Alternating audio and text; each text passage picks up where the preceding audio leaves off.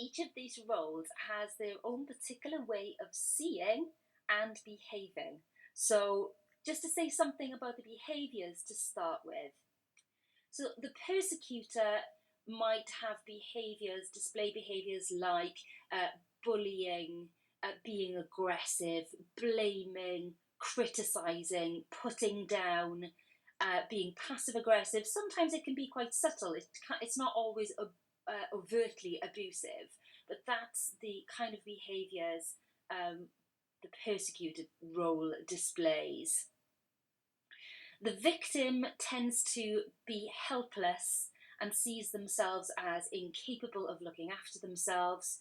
And when it comes to being persecuted, so I'll say a bit more about the relationship between these in a few moments. When it comes to being persecuted, the victim's behavior is really unassertive. They don't stand up for themselves.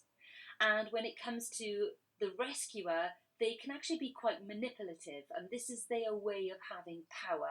They are trying to get their needs met by a rescuer, and so that's how they have power. And a persecutor will try and have power on the triangle by intimidating others.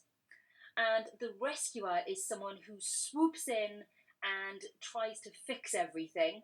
And they can be quite manipulative too, quite controlling by taking over. And they don't give people space to make their own mistakes and to live life the way that they see fit. They think they know better. So so you can see here, this is an upside down triangle. And the reason it's upside down and the victim is at the bottom is because both the persecutor and the rescuer look down on the victim. They see themselves as superior, stronger, better, and so they are looking down. And it's like, I'm okay, you're not okay. That's basically the position that they both have.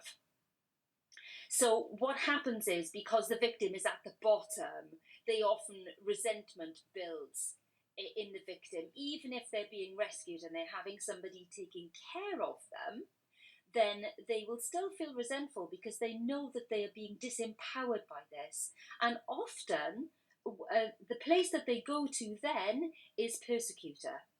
So the next important thing to know about the triangle is that once we're on the triangle, we will rotate around these roles. And I'll be giving you examples to illustrate how this works in a couple of minutes.